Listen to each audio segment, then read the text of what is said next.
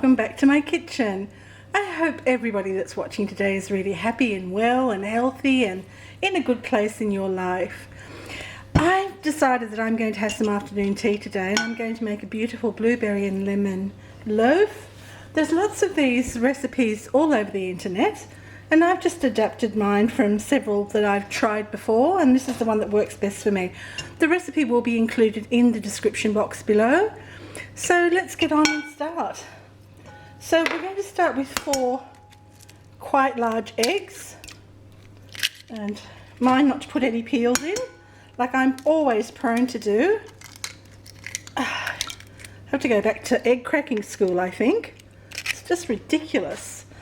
All right, that's 2. Oh goodness, that's a 3rd one. These shells are so hard. Right, and that's a 4th. And I'm just going to give that a quick little mix. I'm not going to use the stand mixer today because there's really no need. It's fine. And to this I'm going to add butter that has been melted. It's still not too cold, so I'll add the buttermilk first, cooling everything down a little bit. I've got the juice of half a lemon. I've got the rind of a whole lemon as well, grated. And make sure that that's not a waxed lemon. You don't want to have wax in your cake. So just get that in. And now I'm going to put the butter in as well. Butter has to be melted and cooled. And I've also got the oven preheating. So just give this a good little mix around. I can already smell that beautiful lemon. Lovely. Now to the wet ingredients, I'm going to add the dry ingredients, just a little bit more of that milk there. So I'm going to start off with the sugar, just ordinary caster sugar. Just drop that in, give it a stir.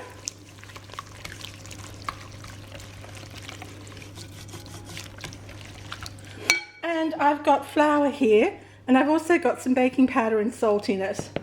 And I'm going to add that, not all at once, but a little at a time, and incorporate it into the mixture. And if you've got a lovely big bowl, you don't really need your stand mixer for this loaf. So give it a good stir.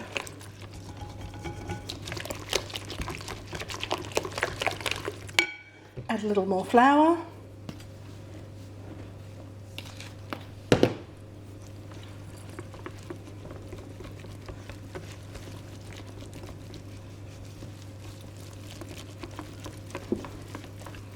And you can see that mix is mixing really beautifully.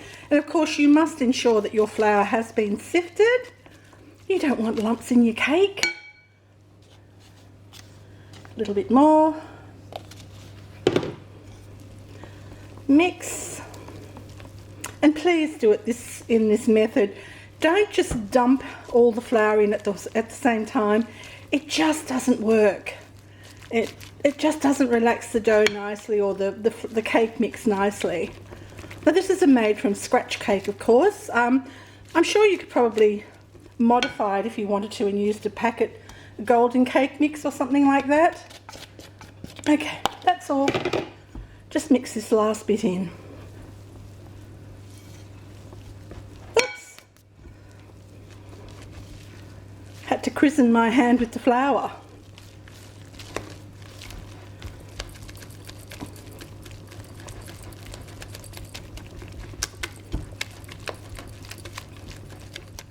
Now I'm just going to add some plain flour to my blueberries. It's similar to when you're making a fruit cake and you don't want all the fruit to drop to the bottom of your cake. So just a little, about a teaspoon. And with the flour coating them, they won't be predisposed to dropping to the bottom of the pan. and give them a good toss in the flour. There you can see they're nicely coated. And now all I need to do is drop them into the cake batter and give that a good mix. Well, actually not a mix. I'm going to fold it now, I think.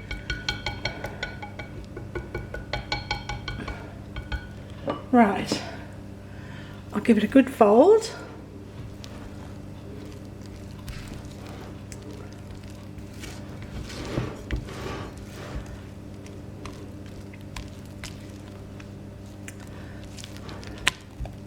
They're lovely, big, large, plump blueberries, and the blueberry and the lemon, and then the lemon frosting on top ensures that this is absolutely delicious for any afternoon tea you may be planning, or any morning tea, or any midnight snack for that matter.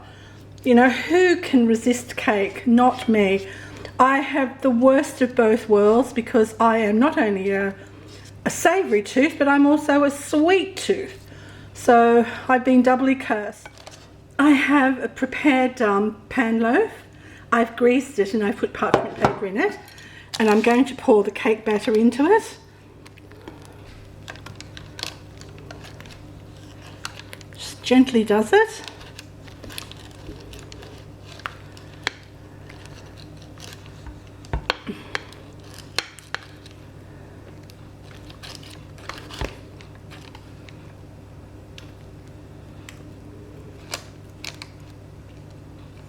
So now it's only a matter of giving the cake a good tap, let all the air out, and placing it in a hot preheated oven. So I'll get okay. Cake is cooked. It did take closer to over an hour today. I don't know why. It's very difficult to gauge, just depending on how much moisture and blah blah blah. But anyway, when you do the skewer test, if the skewer comes out nice and clean, you know that cake is baked to perfection. I'm going to let this cool in the tin for a while, and then I'll put it on my cake stand, and when it's completely cool, I'll do a lovely lemon frosting on it. The cake is sufficiently cooled now, and I think it's taken about an hour. It's slightly, ever so slightly warm, but because I just can't wait any longer, I'm going to glaze it with some icing. Now I've got a mixture here of just some icing sugar in I put some of the juice from the other half of the lemon and a tiny little bit of water. You just sort of want it a little bit runny. And I'll just glaze this. There's no rhyme or rhythm. Just try and make it look pretty. That's all. And I've got a tray underneath with some paper just to catch, you know, the runoff. You don't want it to get on your countertops because it's very sticky. So just let it dry on here, and then you can remove the paper. So that's basically it, our gorgeous lemon and blueberry loaf. And if you have a piece of this with a cup of tea or a cup of coffee, I'm telling you, you will not be displeased. It is delicious.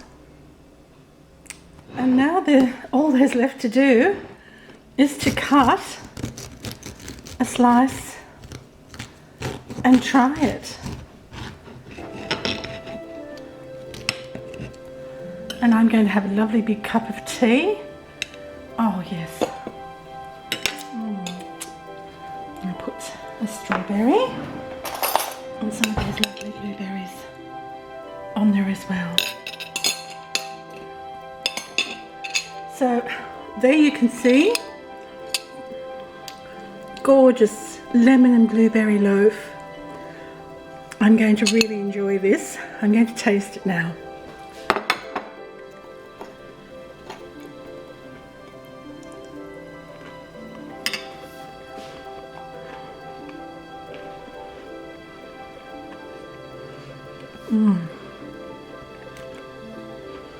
That is absolutely scrumptious.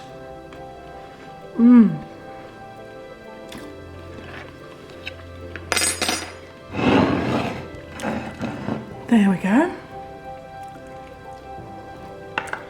I do hope you'll try it. I do hope you're inspired to cook.